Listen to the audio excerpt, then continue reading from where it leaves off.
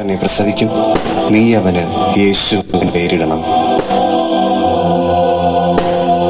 ഇതാ കർത്താവിന്റെ ദാസി, നിന്റെ വചനം പോലെ എന്നിലാകട്ടെ.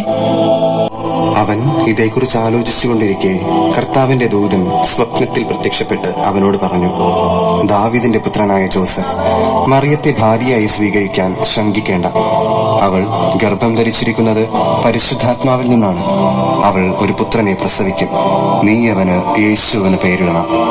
എന്തെന്നാൽ അവൻ തന്റെ ജനത്തെ അവരുടെ പാപങ്ങളിൽ നിന്ന് മോചിപ്പിക്കും.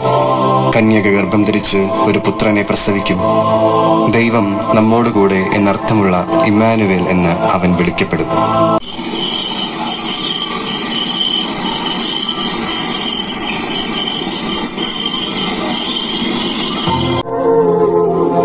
സത്രങ്ങളായ സത്രങ്ങൾ മുഴുവനും നമ്മൾ അന്വേഷിച്ചല്ലോ മറിയം.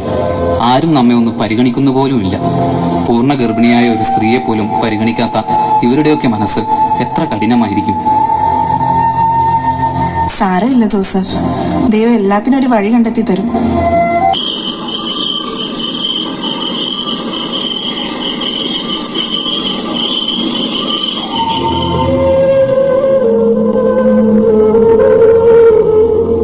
വീണ്ടും മറിയവും ജോസഫും യാത്ര തുടർന്നു.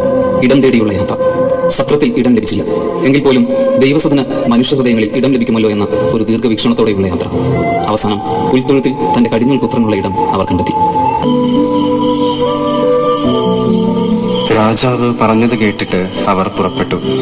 കിഴക്കു കണ്ട നക്ഷത്രം അവർക്ക് മുൻപേ നീങ്ങിക്കൊണ്ടിരുന്നു. ിലേക്കും അവന്റെ രക്ഷ പടർന്നു കിടക്കുന്നു എന്നുള്ള ഒരു വലിയ സന്ദേശമാണ് ജ്ഞാനികളുടെ സന്ദർശനം. ലോകത്തിന്റെ എല്ലാ അതിർത്തികളിലേക്കും ക്രിസ്തുവിന്റെ രക്ഷ എത്തുവാനിരിക്കുന്നു.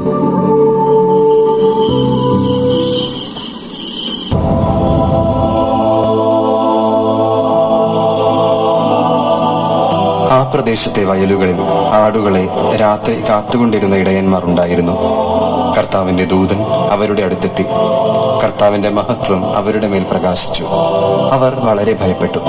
ദൂതൻ അവരോട് പറഞ്ഞു, ഭയപ്പെടേണ്ട. ഇതാ, സകല ജനത്തിനും വേണ്ടിയുള്ള വലിയ സന്തോഷത്തിന്റെ സദ്വാർത്ത ഞാൻ നിങ്ങളെ അറിയിക്കുന്നു.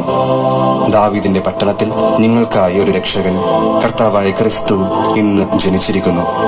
ഇതായിരിക്കും നിങ്ങൾക്കടയാളം. പിള്ളക്കച്ച കൊണ്ട് പൊതിഞ്ഞ് പുൽത്തൊട്ടിയിൽ കിടത്തിയിരിക്കുന്ന ഒരു ശിശുവിനെ നിങ്ങൾ കാണും.